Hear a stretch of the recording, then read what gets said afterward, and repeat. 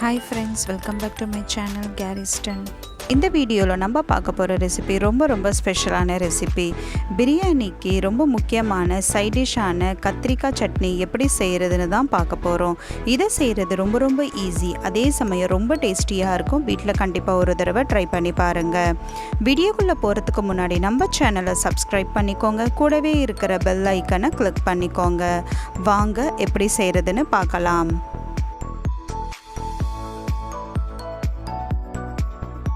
கத்திரிக்காய் சட்னி செய்கிறதுக்கு ஃபஸ்ட்டு நான் பேஸ்ட்டை ரெடி பண்ணிக்கிறேன். அதுக்கு நான் மிக்ஸி ஜார் எடுத்துக்கிறேன்.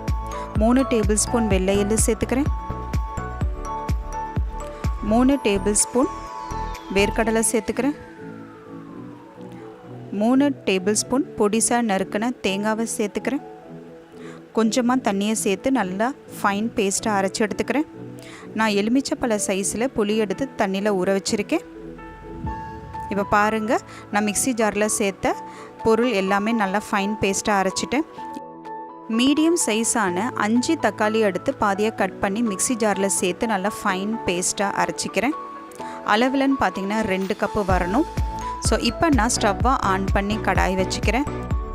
பாத்திரம் சூடான பிறகு 1/2 கப்பு நல்லெண்ணெயை சேர்த்துக்கிறேன். நல்லெண்ணெய் சூடான பிறகு நான் இங்கே 1/2 கிலோ கத்திரிக்காவை காம்பு கிள்ளி 4 பகுதியாக வெட்டி நான் இதில் சேர்த்துக்கிறேன்.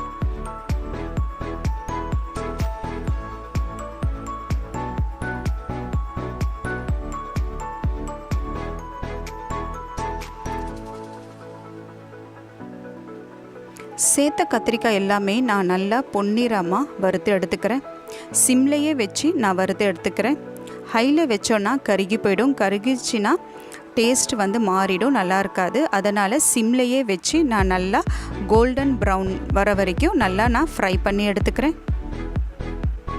இப்போ பாருங்கள், சேர்த்த கத்திரிக்காய் எல்லாமே நல்லா ஒரு பொன்னிறமாக வந்துடுச்சு. ஸோ இப்போ நான் இந்த கத்திரிக்காவை வேறு ஒரு தட்டில் மாற்றிக்கிறேன்.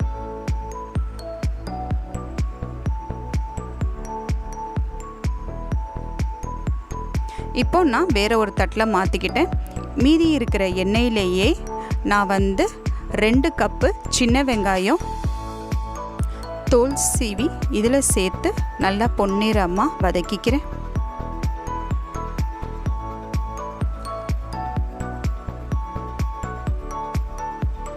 சேர்த்த வெங்காயம் வதங்கின பிறகு நான் இங்கே 3 டேபிள் ஸ்பூன் இஞ்சி பூண்டு விழுதை இதில் சேர்த்து பச்சை வாசனை போகிற வரைக்கும் நல்லா வதக்கிக்கிறேன்.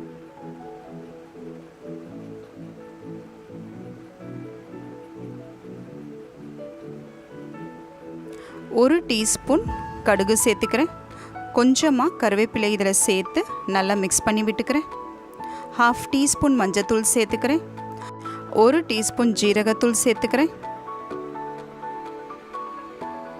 3 டேபிள் ஸ்பூன் மல்லித்தூள் சேர்த்துக்கிறேன்.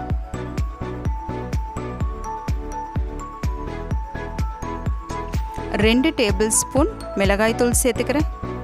சேர்த்து நல்லா வதக்கிக்கிறேன். பச்சை வாசனை போகிற வரைக்கும் எண்ணெயிலேயே நல்லா வதக்கிக்கிறேன்.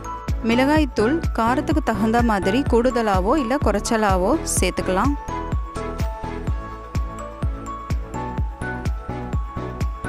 இப்போ சேர்த்த பொருள் எல்லாமே எண்ணெயில் நல்லா வதங்கின பிறகு நான் அரைச்சி வச்ச தேங்காய் பேஸ்ட்டு நான் இதில் சேர்த்துக்கிறேன்.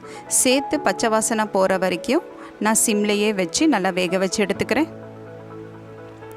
தேங்காயோட பச்சை வாசனை போன பிறகு அரைச்சி வச்சுருந்த தக்காளி பேஸ்ட்டையும் நான் இதில் சேர்த்துக்கிறேன். தேவையான அளவு உப்பை சேர்த்துக்கிறேன். நான் புளி தண்ணி கரைச்சி வச்சுருக்கேன் 1 கப்பு. அந்த புளி தண்ணியை நான் இதில் சேர்த்துக்கிறேன். ஒரு 15லேருந்து 20 நிமிஷத்துக்கு சேர்த்த பொருளோட பச்சை வாசனை போகிற வரைக்கும் நல்லா கொதிக்க வச்சு எடுத்துக்கிறேன். ஸோ சேர்த்த பொருளோட பச்சை வாசனை போன பிறகு நான் ஏற்கனவே வறுத்து வச்சுருந்த கத்திரிக்காவை இந்த குழம்புல சேர்த்துக்கிறேன்.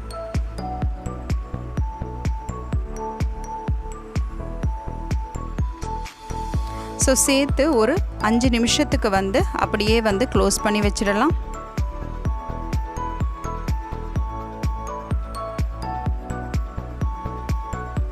ஸோ இப்போ ஒரு கைப்பிடி அளவு கொத்தமல்லி எடுத்து பொடிசாக நறுக்கி நான் இதில் சேர்த்துக்கிறேன். சேர்த்த பிறகு ஸ்டவ்வை ஆஃப் பண்ணிடுறேன். அவ்வளோதாங்க, நல்ல சுவையான மணமான பிரியாணிக்கு சைட் டிஷ் ஆன கத்திரிக்காய் சட்னி தயார். இதை செய்கிறது ரொம்ப ரொம்ப ஈஸி, அதே சமயம் ரொம்ப டேஸ்டியாக இருக்கும். வீட்டில் கண்டிப்பாக ஒரு தடவை ட்ரை பண்ணி பாருங்கள். ட்ரை பண்ணி பார்த்துட்டு எப்படி இருக்குன்னு சொல்லுங்கள். பிரியாணிக்கு ஏற்ற சைட் டிஷ்னால் அது வேறு எதுவும் இல்லைங்க, கத்திரிக்காய் சட்னி மட்டும்தான். ஸோ வீட்டில் கண்டிப்பாக ஒரு தடவை ட்ரை பண்ணி பாருங்கள். ட்ரை பண்ணி பார்த்துட்டு எப்படி இருக்குன்னு சொல்லுங்கள்.